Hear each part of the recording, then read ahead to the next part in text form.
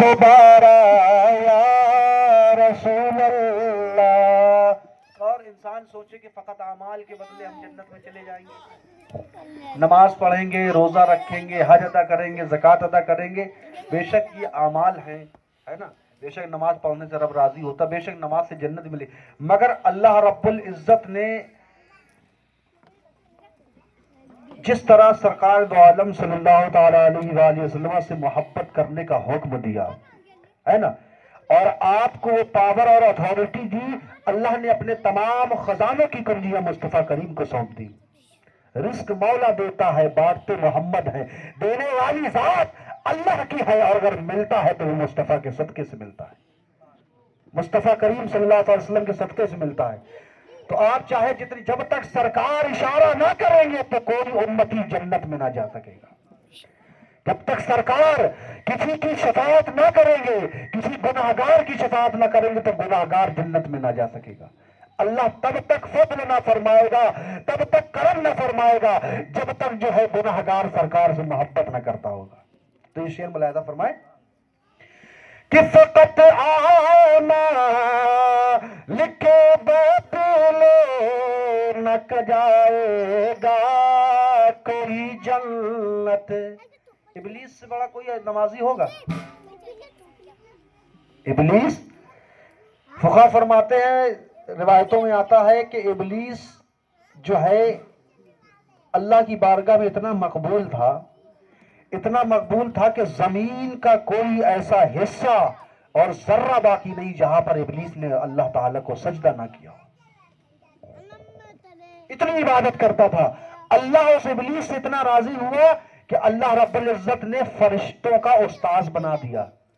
استاذ الملائکہ، یعنی فرشتوں کو تعلیم دیتا تھا، نالج دیتا تھا، انہیں گیان سکھاتا تھا.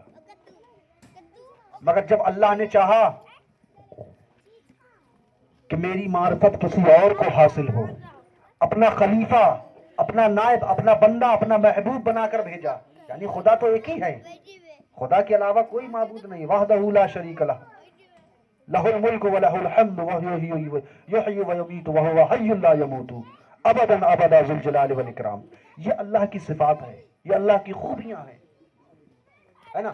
جب اللہ نے چاہا کہ میری معرفت کسی اور کو حاصل ہو، یعنی نبوت کا سلسلہ چلایا، رسالت کا سلسلہ چلایا، تو اللہ رب العزت نے حضرت آدم نبینا علیہ الصلوۃ والتسلیم کے پتلا بنایا. فرشتوں کو حکم دیا کہ آدم کا پتلا بناؤ. پتلا بنایا گیا. پتلا بنانے کے بعد جو ہے اب جو ہے حضرت آدم علیہ الصلوۃ والتسلیم کی پیشانی مبارک پر اللہ نے نور محمدی رکھ دیا. کہیے سبحان اللہ. ہمارے سرکار کا نور. اب کتنے خوش نصیب ہیں کہ اللہ رب العزت نے ہمیں انسان بنایا، اور اللہ نے تمام مخلوق میں اگر سب سے افضل کسی مخلوق کو بنایا ہے تو وہ انسان کو بنایا ہے. کتنی خوش نصیبی ہے ہماری کہ انسان جو ہے وہ اشرف المخلوقات میں سے ہے. اللہ نے جتنی مخلوقات کو پیدا کیا اگر اس میں سب سے افضل کوئی ہے تو وہ جو ہے انسان ہے. اور انسانوں میں اگر سب سے افضل کوئی ہے تو وہ نبیوں کی ذات ہے. اور نبیوں میں اگر تمام مخلوق میں اور نبیوں میں اگر کوئی سب سے افضل ہے تو وہ محمد عربی صلی اللہ تعالی علیہ وآلہ وسلم، ہمارے نبی.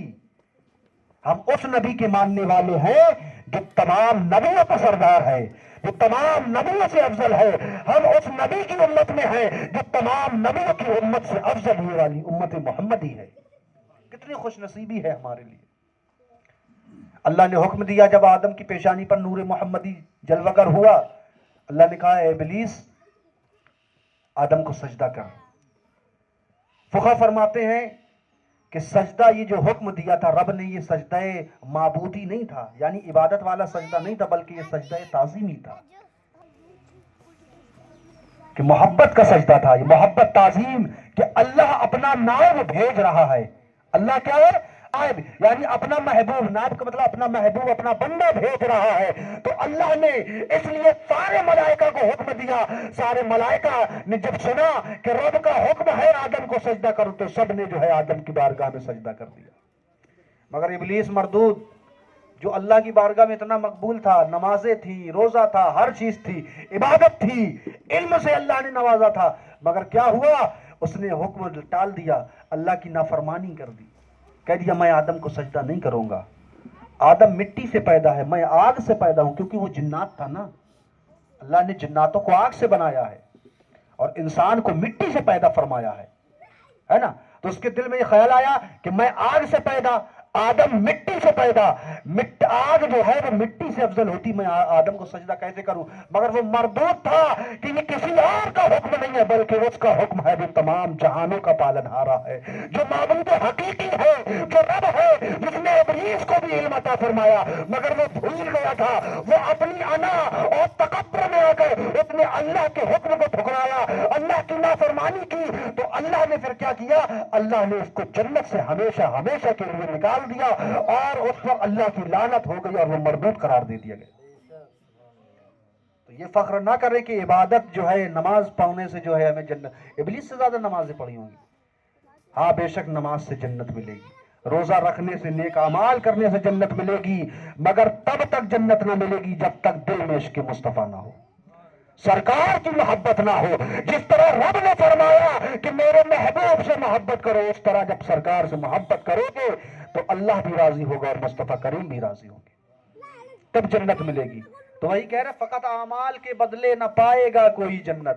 ابلیس نے بھی تو نمازیں پڑھی، مگر کیا وہ نمازیں، وہ روزے ان لوگوں کے منہ پر مار دیے جائیں گے جن کے دل میں سرکار کی محبت نہ ہوگی، بے شک جو معاذ اللہ سرکار کو اپنے جیسا بشر کہتے ہوں گے، جو معاذ اللہ یہ کہتے ہوں گے کہ سرکار کو معاذ اللہ پیٹھ پیچھے کا علم نہیں، جو سرکار کو معاذ اللہ اپنے جیسا کہتے ہوں گے، وہ لوگ چاہے جتنی نمازیں پڑھ لیں، چاہے جتنی عبادت کر لیں، وہ کچھ نہ حاصل کریں گے سوائے جہنم کے، صرف ان کا ٹھکانہ جہنم میں. جب رب اپنے محبوب کو قرآن میں یاد کرتا ہے، نام نہیں لیتا ہے، کبھی کہتا والضحیٰ، کبھی کہتا واللیل، کبھی کہتا یاسین، کبھی کہتا طٰہٰ، محبوب کا نام بھی رب لے رہا ہے تو اس طرح نام محمد نہ لے کے یاسین سے یاد کر رہا ہے. اگر ہمیں محبت کرنا محبوب سے سکھایا ہے، اگر اللہ کے رسول سے محبت کرنا سیکھنا ہو تو رب سے سیکھو. رب نے کس طرح اپنے محبوب سے محبت فرمائی ہے، اللہ نے محبوب سے کیسے محبت فرمائی ہے. تو یہ چکر میں نہ پڑے، یہ سوچے کہ ہم نماز پڑھتے ہیں، نمازیں منہ پہ مار دی جائیں گی. شیطان تکبر، وہ کبریائی، وہ بڑائی صرف رب پر جستی ہے، وہ کہے کہ میں تمہارا رب ہوں، ہے نا، وہ رب ہے، ہم اس کے مخلوق ہیں، ہم بندے، ہمیں گھمنڈ نہیں جچتا. ابلیس نے گھمنڈ کیا کیا؟ نمازیں تھیں، سالوں کی، برسوں، ہزاروں سال کی عبادات کرنے کے باوجود رب کی بارگاہ سے جو گستاخ بارگاہ ہوا اور اللہ نے اسے جو ہے مردود قرار دیا اور اس کو ہمیشہ ہمیش کے لیے جنت سے نکال دیا. ابھی ذرا سوچے، غور کرے، جو فرشتوں کو پڑھاتا ہو، فرشتے نوری مخلوق ہے، اللہ نے فرشتوں کو نور سے پیدا فرمایا، ہم انسانوں کو مٹی سے پیدا فرمایا، جناتوں کو آگ سے پیدا فرمایا، مگر تمام مخلوق میں اگر افضل بنایا ہے، اعلیٰ بنایا ہے، مرتبے والا بنایا ہے، شرف والا بنایا ہے تو وہ کوئی اور نہیں، وہ حضرت انسان ہے. اور انسانوں میں سب سے افضل جو ہے نبیوں کی ذوات اقدس ہے، اور نبیوں میں سب سے اعلیٰ جو ہے سرکار دو عالم صلی اللہ تعالی علیہ وآلہ وسلم کی ذات مبارکہ ہے. تو یہ شعر ملاحظہ فرمائے کہ فقط اعمال کے بدلے نہ پائے گا کوئی جنت، نہ ہوگا آپ کا جب تک اشارہ یا رسول اللہ، اشارہ یا رسول اللہ، نہ ہوگا آپ کا جب تک اشارہ یا رسول اللہ، اشارہ یا رسول اللہ. اور یہ شعر ملاحظہ فرمائے کہ بروز حشر میرے اس یقین کی لاج رکھ لینا، ارے تمہارا ہو، تمہارا ہو، تمہارا یا رسول اللہ، رسول اللہ. اور کتنی عشق کی بات کی ہے. ملاحظہ فرمائیں شعر کے حقیقت میں بہت بڑھ کر کے ہے عرش معلی سے. عرش جو ہے اللہ نے 7 آسمان کو بنایا ہے اور سب سے بلند جو ہے وہ جو ہے عرش اعظم ہے جسے عرش معلی کہتے ہیں. عرش مانے آسمان اور معلی مانے بلند ہے نا, جو 7واں آسمان ہے. مگر اللہ نے اپنے محبوب کو اس زمین پر بھیجا. کہاں بھیجا؟ زمین پر بھیجا. تو وہ عرش معلی سے افضل وہ زمین ہے جہاں پر سرکار کا قدم مبارک پڑ گیا, جہاں پر سرکار کے قدم مبارک پڑ گئے وہ زمین افضل ہو گئی. اللہ نے جو ہے اس پوری زمین کو سرکار کی قدموں کی یہ برکت ہے. آمنہ کے گھر میں اللہ کا محبوب تمام نبیوں کا سردار وہ نبی محتشم بن کر پیدا ہوئے. اللہ نے ایک نبی کے قدموں کی برکت سے تمام زمین کو انسانوں کے لیے مصلی بنا دیا کہ جہاں چاہو وہاں نماز پڑھ سکتے ہو. بس شرط یہ ہے کہ جگہ پاک ہونا چاہیے. اللہ نے پوری زمین کو مصلی بنا دیا, پوری زمین کو مصلی بنا دیا. اتنی بڑی برکت اب ہمارے لیے کیا سعادت ہے کہ ہم جہاں ہوں, صحرا میں ہوں, جنگل میں ہوں, بیابان میں ہوں, کہیں بھی ہوں, نماز کا وقت ہو, مصلی بچھائیں اور اللہ کی بارگاہ میں اللہ اکبر کہہ کے اللہ کی بارگاہ میں سجدے کی توفیق عطا فرما دیں. اللہ کو سجدہ کریں, اللہ کی عبادت کریں. پوری زمین کو سجدہ گاہ بنا دیا گیا ہے نا. یہ شعر ملاحظہ فرمائیں کہ حقیقت میں بہت بار کر کے ہے عرش معلی سے اور زمین جس پر ہو نقش تا تمہارا یا رسول اللہ, تمہارا یا رسول اللہ. اور آخری شعر ملاحظہ فرمائیں, ہر عاشق رسول کی, ہر مسلمان کی, کامل مومن کی یہ خواہش ہوتی ہے کہ جب نزا کا وقت یعنی موت کا وقت قریب آئے. ایک دن ہم سب کو جانا ہے, ایک دن ہم سب کو مرنا ہے. یہ دنیا فانی ہے. اللہ نے جس چیز میں نفس یعنی جان دی ہے, جان پھونکی ہے, اس کو موت کا مزہ چکھنا. قرآن کا اعلان ہے کل نفس ذائقۃ الموت, ہر جاندار چیز کو موت کا مزہ چکھنا ہے. ہم اور آپ آئے ہیں تو ہمیں ایک دن جانا ہے. ہم نے کیا تیاری کی ہے, انشاءاللہ بھی اس پہ گفتگو ہوگی. آخری شعر ملاحظہ فرمائیں, ہر عاشق رسول کی خواہش ہوتی کہ جب مرنے کا وقت قریب آئے تو اے پروردگار عالم نزا کے وقت یعنی موت کے وقت زبان پر جو ہے کلمہ طیبہ نصیب فرما دے کہ جب ہم دنیا سے رخصت ہو تو ہماری زبان پر کچھ نہ ہو, اللہ اور اس کے رسول کا کلمہ ہونا چاہیے تاکہ ہماری روح جو ہے وہ اچھے طریقے سے پرواز ہو, ہماری روح کو آسانی پیدا ہو, ہماری موت کو جو ہے تکلیف نہ ہو. جب ہماری زبان پر لا الہ الا اللہ محمد رسول اللہ صلی اللہ تعالی علیہ وآلہ وسلم کا ورد ہوگا تو فرشتے جو ہماری روح قبض کرنے آئیں گے وہ تو کہیں گے یہ تو اللہ اور اس کے رسول کا محبوب بندہ ہے, یہ تو اللہ اس کے رسول کا چاہنے والا ہے. اب اس کی روح کو سختی سے نہ نکالا جائے بلکہ اس کی روح کو بڑی آسانی سے نکالا جائے, ہے نا.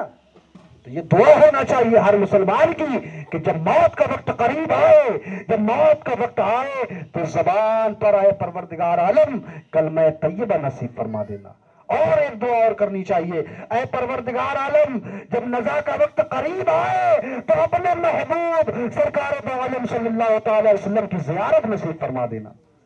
سامنے سرکار تشریف فرما ہو, فرشتے ہماری روح قبض کرنے آ رہے ہوں, سامنے سرکار دو عالم صلی اللہ تعالی علیہ وآلہ وسلم کا دیدار ہو رہا ہو, آنکھیں سرکار کا دیدار کر رہی ہو اور زبان کہہ رہی ہو لا الہ الا اللہ محمد رسول اللہ.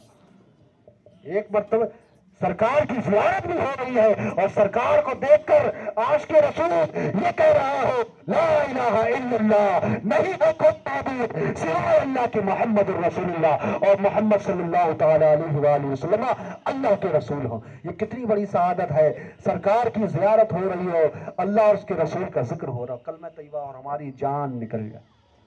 یہ کتنی ہماری خوش قسمتی ہوگی کہ ہماری جان ہماری روح جو ہے جب نکلے گی تو بڑی آسانی سے نکلے، اور ہمارا عقیدہ ہے کہ اللہ نے تمام خزانوں کی کنجیاں مصطفیٰ کریم کو عطا فرما دی ہیں، ہوتا رب کی مرضی سے ہے، ملتا مصطفیٰ کے صدقے میں ہے۔ ذرا غور کریں کہ جب سرکار تشریف فرما ہوں گے، جس انسان کی روح نکل رہی ہو، سرکار تشریف فرما ہو، اور جو روح کا جو فرشتہ ہے، جو روح نکالنے والا، جو موت کو لے جانے والا ہے نا، وہ جب وہ آئے، جب سرکار سامنے کھڑے ہوں گے تو وہ فرشتہ سمجھ جائے گا کہ سرکار جس کے پاس آئے ہیں، جس کو دیدار کرانے آئے ہیں، وہ کوئی معمولی شخص نہیں بلکہ وہ آج کے رسول ہے۔ کون ہے؟ آج کے رسول ہے۔ سرکار کے قدموں کی برکت کا یہ عالم ہوگا، سرکار کے قدموں کی برکت کا یہ عالم ہوگا کہ وہ فرشتہ جب اس انسان کی روح کو نکالے گا تو بڑے آہستہ کے ساتھ نکالے گا۔ سرکار کے قدموں کی برکت ہے۔ آج ہم جو ہے معاذ اللہ کچھ ایسے لوگ ہو گئے ہیں جو سرکار کی شان میں گستاخیاں کرتے ہیں، معاذ اللہ سرکار کو اپنے جیسا بشر کہتے ہیں، یا رسول اللہ کہنے پہ اعتراض کرتے ہیں کہ یہ کہاں سے ثابت ہے۔ ان کو یہ جواب دیتا ہوں، اللہ نے اگر تمہیں بھی جو ایمان ملا، یہاں تک کہ اگر ہم نے رب کو بھی پہچانا ہے تو مصطفیٰ کریم کے ذریعے پہچانا ہے۔ اگر محبوب کو نہ بھیجتا آپ کیسے خدا کو پہچانتے؟ لوگ بتوں کی عبادت کرتے تھے۔ آپ جائیں عرب میں کیا ہوتا تھا؟ ہر جگہ کے ہر قبیلے کا الگ الگ بت تھا، لوگ بتوں کی پوجا کرتے تھے۔ کوئی آگ کی پوجا کر رہا، کوئی مجوسی ہے، کوئی لات و عزا کی پوجا کر رہا، کوئی کسی کی پوجا کر رہا۔ مگر سرکار اللہ نے جب اپنے محبوب کو بھیجا اور جب 40 سال کی عمر میں بحکم خدا باری تعالی اللہ کے حکم سے جب اللہ نے کہا کہ نبوت کا اعلان کریے تو سرکار دو عالم صلی اللہ علیہ وسلم نے 40 سال کی عمر میں جو ہے نبوت کا اعلان فرمایا، کہا کہ لا الہ الا اللہ محمد رسول اللہ، نہیں ہے کوئی معبود سوائے اللہ کے۔ یہ بتوں کو چھوڑو، یہ پوجا کیا کر رہے ہو ان کی؟ یہ تو تمہارے بنائے ہوئے ہیں،